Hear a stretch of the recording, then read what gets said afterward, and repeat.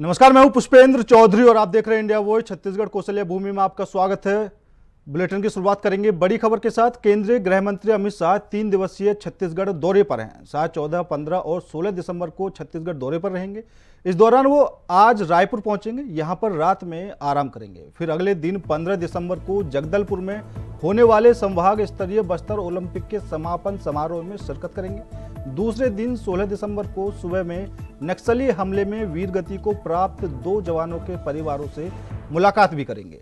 वहीं नक्सल ऑपरेशन में शामिल जवानों के साथ रात्रि में भोजन भी करेंगे। एक कैंप का भ्रमण भी करेंगे। एक रात रुककर LWE बैठक में शामिल भी होंगे। तो केंद्रीय गृह मंत्री अमित शाह का 3 दिवसीय दौरा छत्तीसगढ़ में होने वाला है, जहां पर वो शहीद हुए जवानों को श्रद्धांजलि भी देंगे और उनके स्वागत के लिए CM शाह और कई विधायक वहां पर मौजूद भी रहेंगे। तो कई कार्यक्रमों में अमित शाह शिरकत करेंगे। तो 3 दिवसीय दौरा अमित शाह का छत्तीसगढ़ में होने जा रहा है।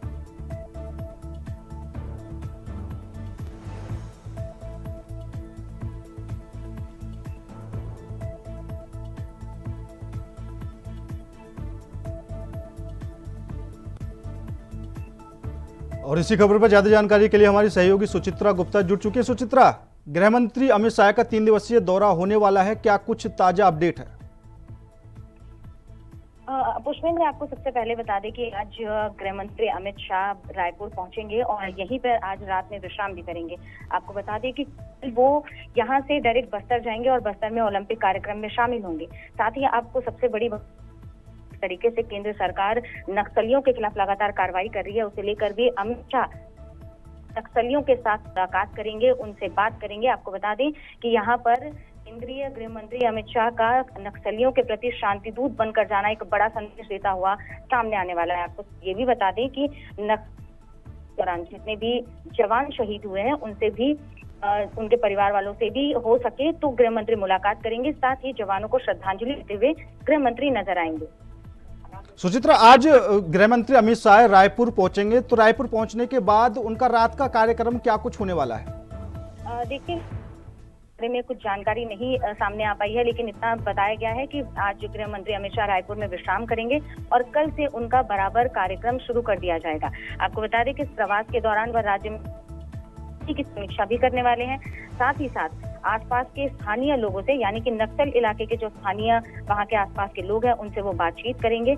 और सबसे ज्यादा प्रभावित, यानी कि आपको बता दें कि नक्सल प्रभावित जो बस्तर है पर वो 15 दिसंबर की रात, यानी कि कल की रात वो बिताने गृह मंत्री अमित शाह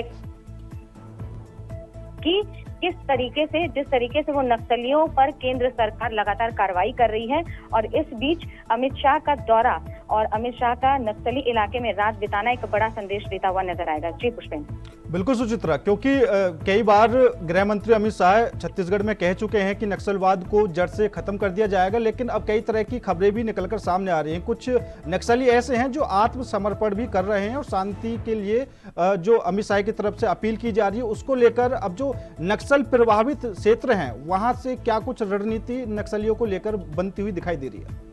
जी, जैसे कि आपको बता दें कि लगातार नक्सलियों के खिलाफ कार्रवाई की जा रही है और इस बीच में आपने ये भी सुना होगा कि पिछले 1 महीने में कई जगह पर नक्सलियों को ढेर करने की खबर आई है। सुरक्षा बलों को बड़ी कामयाबी मिली है और यहाँ तक कि इस बात में शाह सरकार को भी इसकी उपलब्धि कही जाएगी, क्योंकि शाह सरकार के आने के बाद से जिस तरीके से इलाकों में सुरक्षा को लेकर पर कार्रवाई की जा रही है, इसे केंद्र सरकार की भी एक उपलब्धि के तौर पर देखा जा रहा है। वहीं अमित शाह का वहां रात गुजारना और वहां के स्थानीय लोगों से बात करना एक बड़ी उपलब्धि और कामयाबी के तौर पर सरकार के लिए भी देखा जाएगा और आसपास के लोगों में भी ये एक बड़ा। चलिए सुचित्रा, ज्यादा जानकारी देने के लिए आपका बहुत बहुत धन्यवाद। बढ़ते हैं अगली खबर की ओर। बीजेपी के राष्ट्रीय अध्यक्ष JP नड्डा जनादेश पर्व कार्यक्रम में शामिल होने के लिए रायपुर के लिए साइंस कॉलेज मैदान पहुंचे। राष्ट्रीय अध्यक्ष JP नड्डा ने जनसभा को संबोधित करते हुए कहा कि मैं माता कौशल्या के जन्म स्थान और भगवान राम के ननिहाल स्थान आया हूं। इस पवित्र भूमि को नमन करते हुए अपनी बात करूंगा।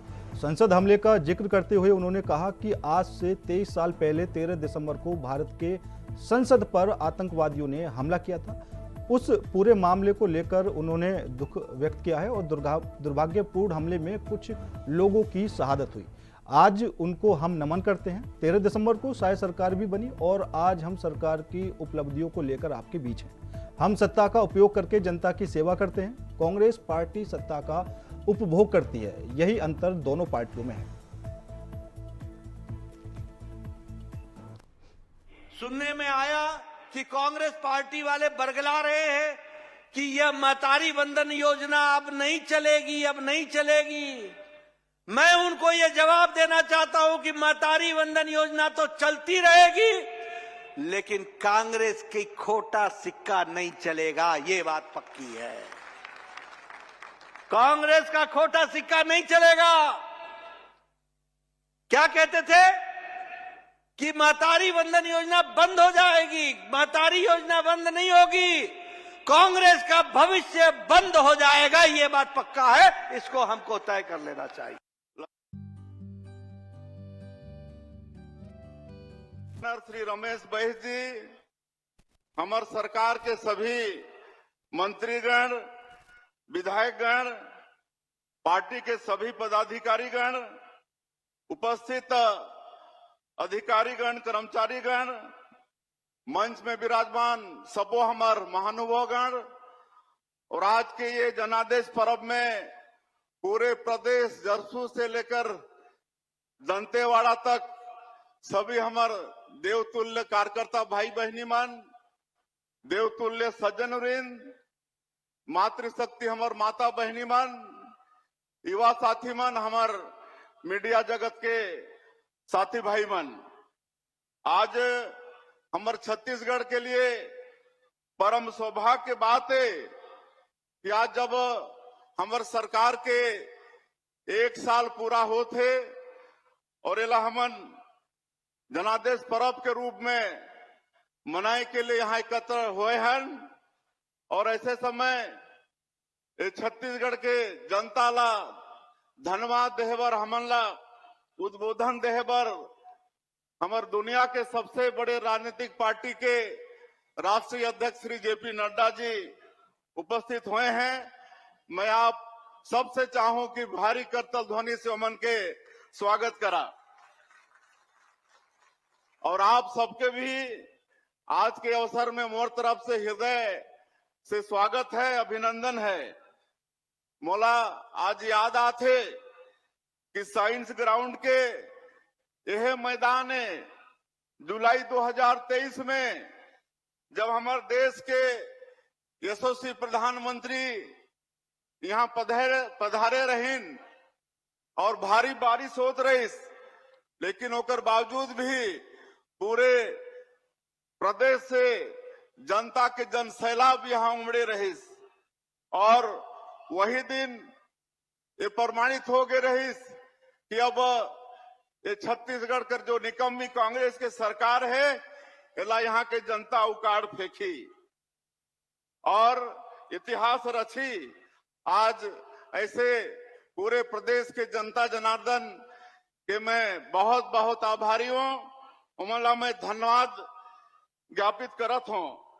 आदरणीय हमारे राष्ट्रीय अध्यक्ष जी पहले हमार ये प्रदेश के संगठन के प्रभारी भी रहीन और पूरे प्रदेश में लगातार दौरा करके एक एक जिला से भी नीचे जाके एक एक नेता, एक एक कार्यकर्ता से उमन के संबंध रही से आज भी हमारे छत्तीसगढ़ के बहुत नेता कार्यकर्ता हमारे राष्ट्रीय अध्यक्ष जी बाय नेम जानते हैं।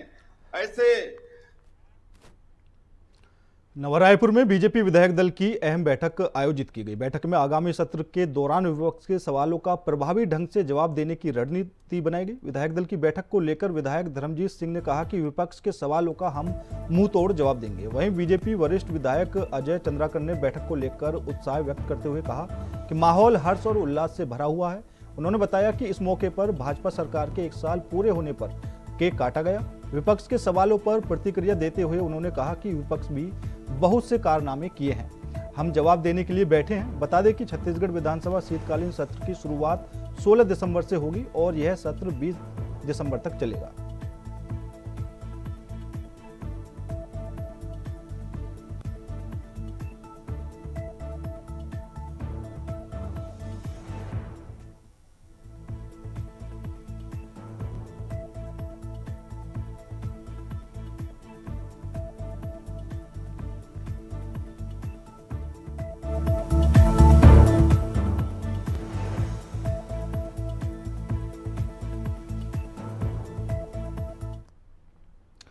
छत्तीसगढ़ शासन की महत्वाकांक्षी योजना कृषक समृद्धि धान खरीदी राज्य शासन द्वारा की जा रही है। किसानों से धान खरीदी 14 नवंबर से 31 जनवरी तक धान खरीदी की जाएगी। राज्य शासन ने सभी जिला के वरिष्ठ अधिकारियों को सख्त निर्देश दिए हैं कि धान खरीदी में किसानों को किसी भी प्रकार की कोई भी परेशानी ना हो। इसके लिए मॉनिटरिंग टीम बनाई गई है। बलौदाबाजार जिले के कमिश्नर महादेव कावरे आज बलौदाबाजार जिले के कई धान उत्पादन केंद्र का दौरा किया और किसानों से मुलाकात कर व्यवस्था की जानकारी ली। कमिश्नर ने कई किसानों से चर्चा की और कहा कि जो व्यवस्था राज्य शासन ने की है इस पर किसानों ने बताया कि इस वर्ष कोई तकलीफ नहीं है। टोकन किसान खुद ही काट रहे हैं और उसी दिन धान लेकर पहुंच रहे हैं। जिले में 1,87,000 रजिस्टर्ड किसान हैं। आज तक जिले में 67,396 किसानों ने 2,87,717 मीट्रिक टन धान बेचा है और सभी को भुगतान किया जा चुका है।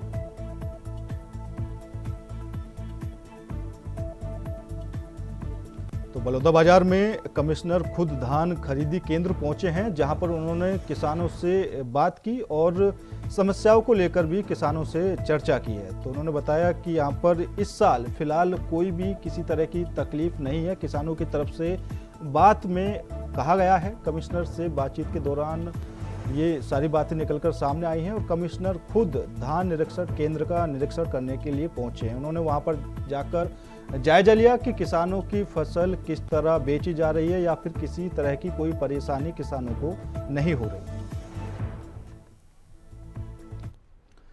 छत्तीसगढ़ सरकार की कैबिनेट की बैठक में राइस मिलर्स की मांग पूरी न होने के बाद आज राइस मिलर्स संघ की बैठक रायपुर के वीआईपी रोड स्थित राम मंदिर के हॉल में संपन्न हुई, जिसमें राइस मिलर्स 20 दिसंबर तक हड़ताल पर जाने का फैसला लिया गया है।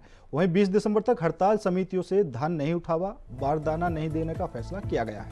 आपको बता दें कि बीते दिनों हुई कैबिनेट की बैठक में 2022-23 के भुगतान के सहमति नहीं बनने के बाद मिलर अब आर्थिक समस्या को देखते हुए 20 दिसंबर तक हड़ताल करने का बड़ा फैसला लिया गया है। राइस मिलर के प्रदेश अध्यक्ष योगेश अग्रवाल ने कहा कि सरकार का जो भी फैसला है वो आधा अधूरा फैसला है। उन्होंने कहा कि सरकार से 4 बातों पर सहमति बनी थी।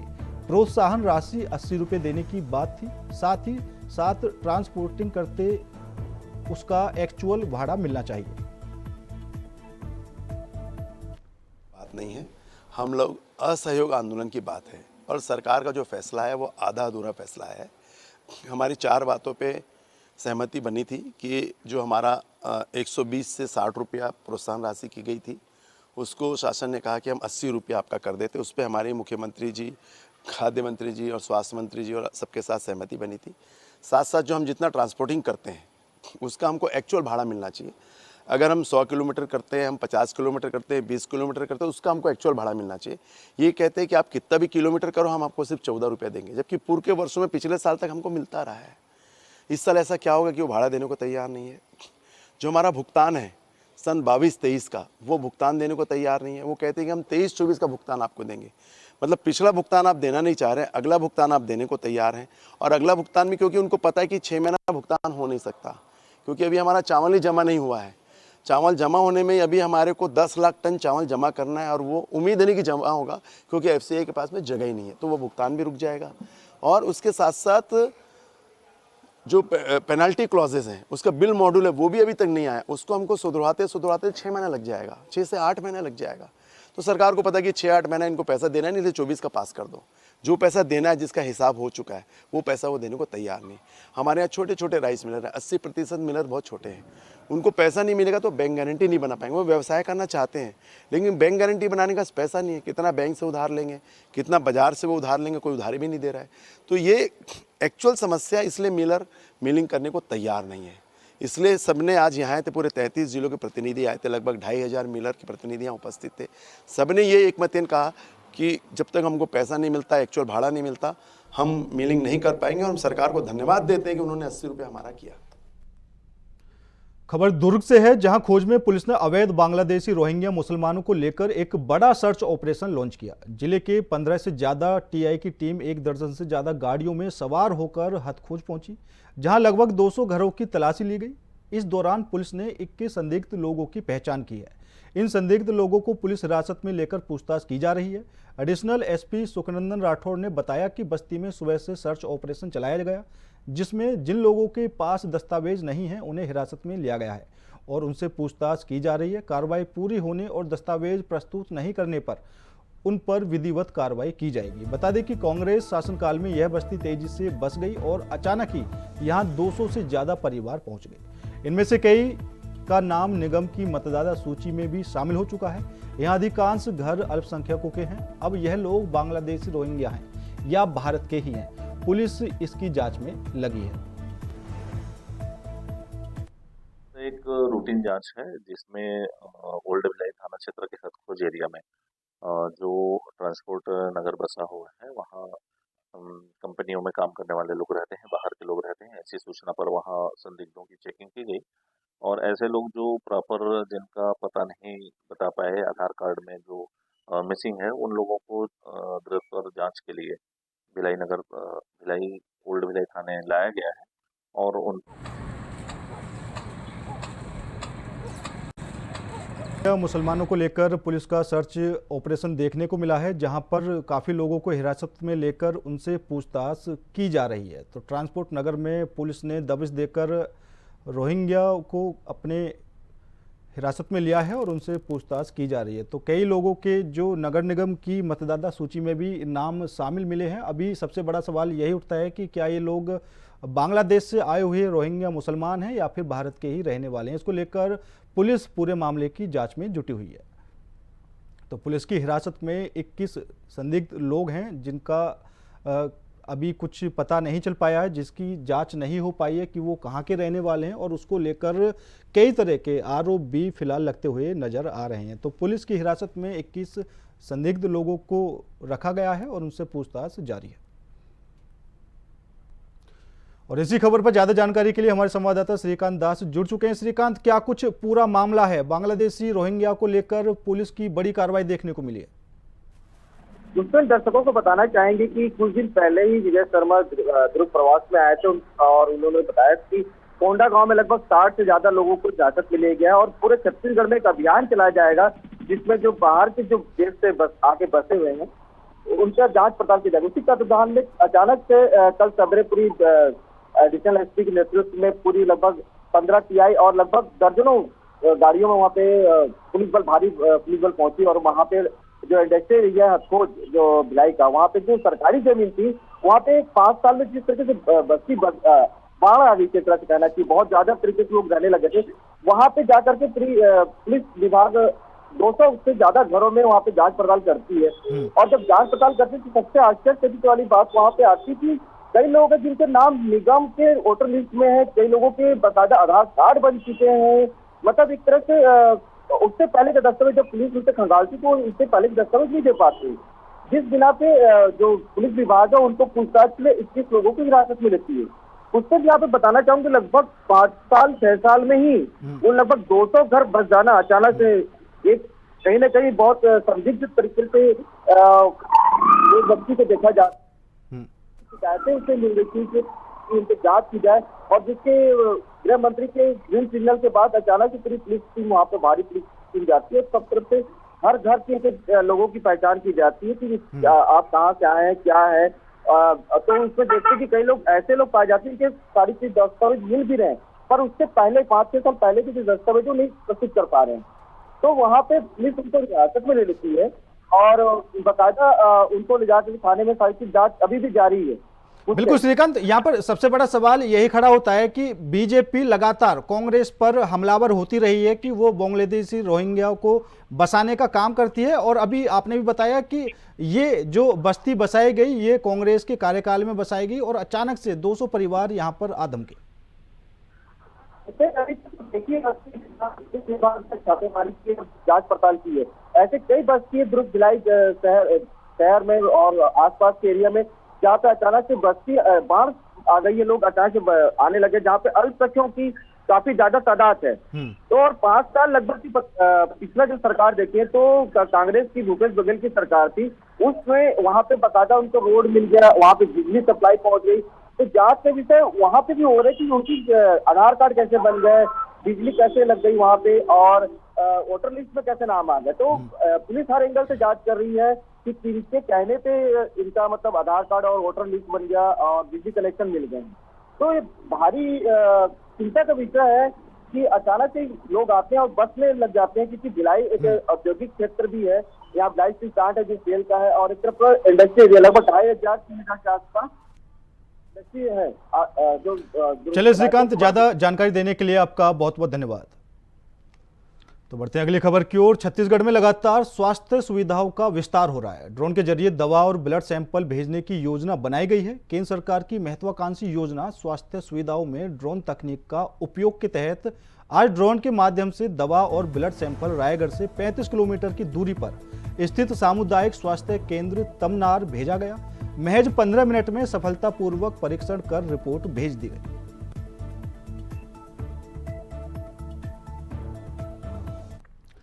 छत्तीसगढ़ सरकार के 1 साल का कार्यकाल पूरा होने पर रायपुर के साइंस कॉलेज में आयोजित किया गया जनादेश कार्यक्रम में पद्मश्री से सम्मानित शेड आर्टिस्ट सुदर्शन पटनायक ने अपनी कला से विष्णुदेव साय के शासन और विकास की बात कही। उन्होंने रेत की अद्भुत कृति तैयार कर छत्तीसगढ़ की उपलब्धियों को दर्शाया। इस कार्यक्रम में केंद्रीय स्वास्थ्य मंत्री जेपी नड्डा और मुख्यमंत्री विष्णुदेव साय के साथ कई मंत्री और जनप्रतिनिधिगण मौजूद रहे। आय से अधिक संपत्ति और राजद्रोह के मामले में हुई गिरफ्तारी। रायपुर में छत्तीसगढ़ के सीनियर आईपीएस अधिकारी जीपी सिंह केंद्र सरकार से बहाली का आदेश जारी होने के बाद आईपीएस जेपी सिंह रायपुर पहुंचे। लंबी कानूनी लड़ाई में जीत हासिल करने के बाद उनके घर आगमन के दौरान घर को सजाया गया। मिली जानकारी के मुताबिक केंद्र सरकार द्वारा बहाल किए जाने का आदेश जारी होने के बाद घर में उत्सव की तैयारी की गई थी। बताया जा रहा है कि जोरदार आतिशबाजी की गई। श्री सिंह छत्तीसगढ़ की नहीं बल्कि देश के पहले आईपीएस हैं जो काफी संघर्ष और कानूनी लड़ाई लड़ने के बाद वापस सेवा में लौट रहे हैं। छत्तीसगढ़ राज्य विधिक सेवा प्राधिकरण के निर्देश पर जिला विधि के सेवा प्राधिकरण बलौदाबाजार द्वारा जिला और सत्र न्यायालय में नेशनल लोक अदालत का आयोजन किया गया। इस लोक अदालत में 4000 से अधिक आवेदन का आज निराकरण किया जाएगा।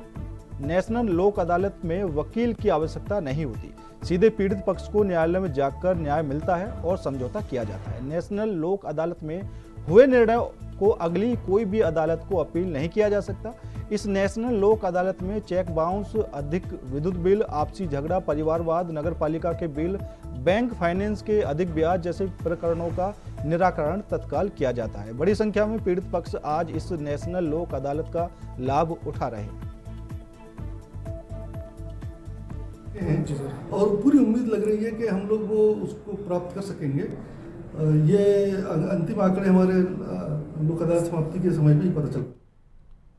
फिलहाल मेरे साथ इस बुलेटिन में इतना ही। बाकी देश और दुनिया की तमाम खबरों के लिए देखते रहिए इंडिया वॉइस।